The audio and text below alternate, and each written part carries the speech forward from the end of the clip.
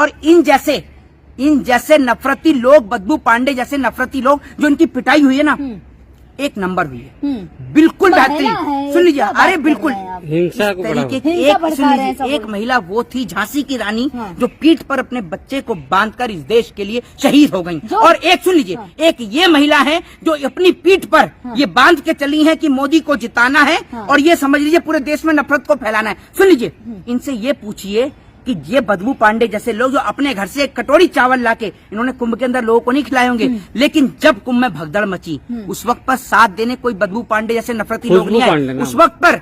और सबसे बड़ी बात ये कि ये खुशबू पांडे जैसे लोग जिनकी तबीयत से रिलाई हुई है और उनके साथ वालों की तो इतनी बुढ़िया पटाई हुई है कि इसके बाद ये दोबारा कभी सोचेंगे भी नहीं कि देश में हिंदू और मुसलमान के नाम पर ये नफरत फैलाने का काम करें। मैं इनसे पूछना चाहता हूं कि जिस वक्त पर प्रयागराज में महिलाओं की नहाते हुए वीडियो बनके टेलीग्राम पर वायरल हो रही थी, उस वक्त पे ये लोग कहाँ थे जो अपने आप को हिंदुओं का ठेकेदार बताते हैं? क्या लग रहा है? देखिए, बिहार में खुशबू पांडे 30-35 लोगों के साथ मस्जिद गई, वहाँ हनुमान चालीसा पड़ी, उसके बाद बहुत कुछ हुआ। क्या लग रहा है आपको? देखिए, नाम इनका खुशबू है, लेकिन पूरे देश में फैलाने का काम ये बदबू करती हैं। ये बात मैं आपको बता दूं, जरा आप इनसे ये पूछिएगा कि इनके बाप दादाओं का देश की आजादी में योगदान क्या रहा है, जो आज इस देश में नफरत फैलाने का काम कर रही हैं। जो ये लोग इस देश के अंदर नफरत फैलाने का काम करते हैं हिंदू और मुसलमान का, मैं उनको बता देना चाहता हूं कि जितना इस देश की आजादी में योगदान हिंदुओं का, सिख का और ईसाइयों का रहा है, उतना ही योगदान मुसलमानों का भी रहा है।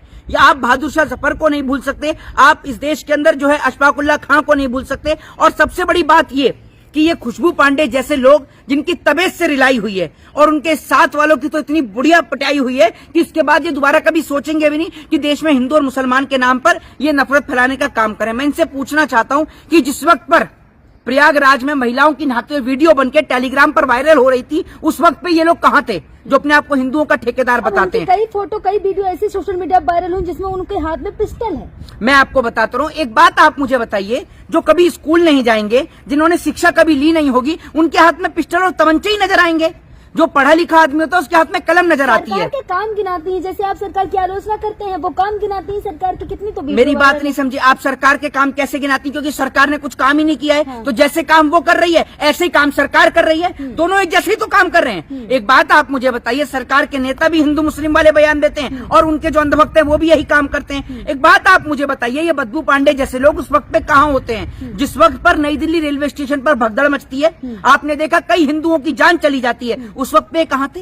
और आपने कहा कि सरकारों के काम गिनाते हैं, ये नहीं दिखाते सरकार की आलोचनाएं कि हिंदुओं का इतना बड़ा कुंभ लगा हुआ है जिसको सुन लीजिए, जिसको ये कहा गया कि साल में 144 साल बाद ही आ रहा है। तो एक बात आप मुझे बताइए, ये बदबू पांडे उस टाइम इन्होंने सरकार से सवाल पूछा कि कुंभ के अंदर जो लोग मर रहे हैं, मौनी अमावस्या के दिन जो लोग मरे, उनकी मौत का जिम्मेदार कौन है? बता तो दिया कि साजिश है। नई दिल्ली रेलवे स्टेशन पर किसकी साजिश थी? कह दो ये जो रेलवे स्टेशन की तस्वीरें थी ये इंडिया की नहीं थी। रेल मंत्री ने कहा कि बहुत बड़ी साजिश है, इसका पता लगाया जाएगा। हाँ, रेल मंत्री से ये पूछो कि तुम्हारे राज्य में ट्रेन पटरी से उतर रही है, कोई भूत चल रहा है ना ट्रेन के आगे और उठा दे रहा है? तुम्हारी सरकार गिराने के लिए भूत भी तुम्हारे पीछे लग गया है।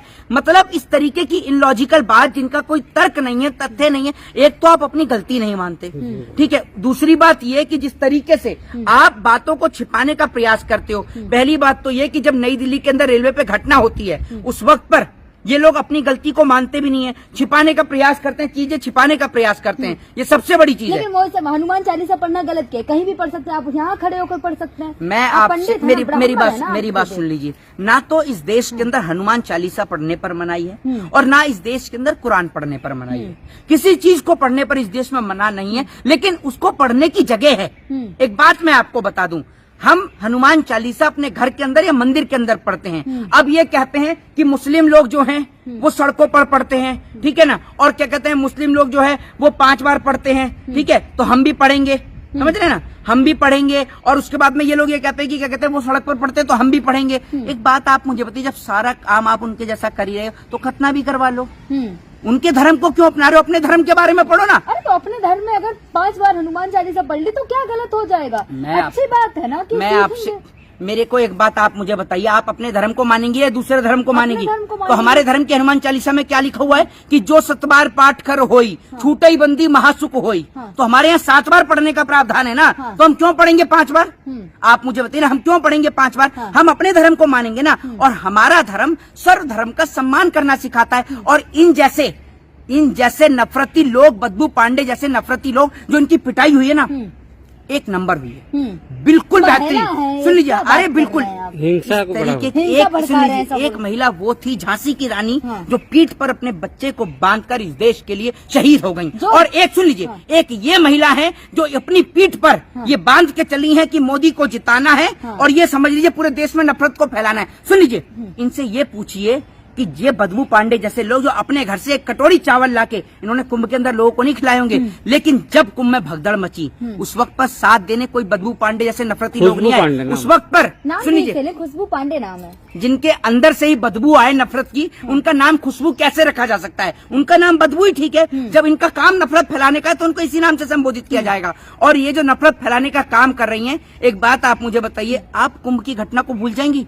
कुंभ की घटना के दौरान जब मुसलमान भाइयों ने मस्जिद के दरवाजे खोल दिए, कंबल बांटने का काम किया, हिंदू भाइयों का पेट भरने का काम किया, उन्होंने जाति, धर्म, मजहब सबको उठा के दरकिनार कर दिया और उन्होंने सिर्फ इंसानियत का साथ दिया। और सुन लीजिए, एक और, जब इस देश में नफरत फैलाई जाती है कि मुसलमान थूक कर खिला रहे हैं, मुसलमान ऐसे खिला रहे हैं, वैसे खिला रहे हैं, और ये सब हिंदू सब वहीं जाके खा के आए ना, अरे आप उनका कैसे साथ दिया हम ना, मना- मेरी बात सुन लीजिए, साथ दिया ना मुसलमानों ने।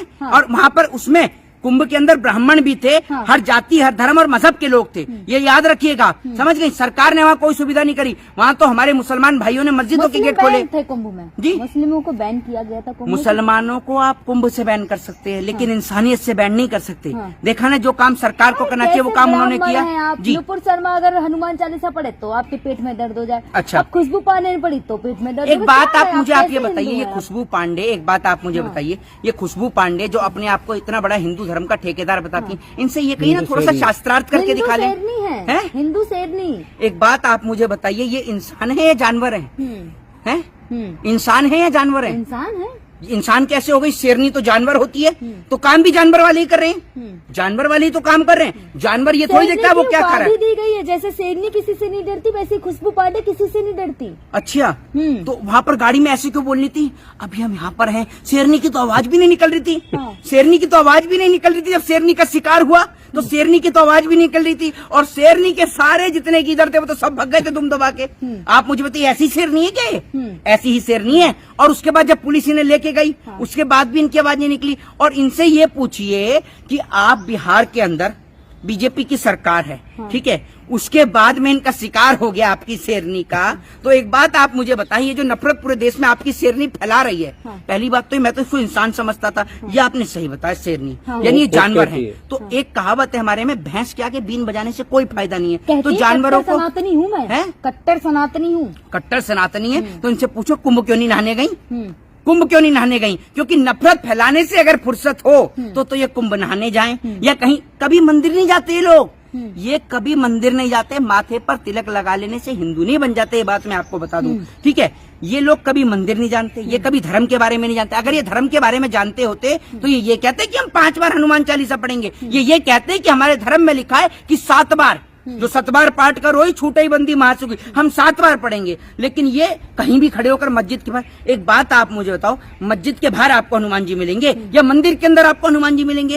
जरा मुझे ये बताइए। मंदिर के अंदर मिलेंगे। मंदिर के अंदर मिलेंगे ना। और दूसरी बात कण-कण ये, में भगवान है, मोहित जी। शर्मा, कण-कण में भगवान है। कण कण में भगवान है, लेकिन ये थोड़ी है कि आप जो है अपने धर्म का निरादर करो। आप तो ये अपने धर्म का अपमान कर रहे हो। दूसरी बात ये कि जो हमारे धर्म में लिखा है हम अपने धर्म को ही तो मानेंगे, और हमारे धर्म में सर्वधर्म का सम्मान करना लिखा है। लेकिन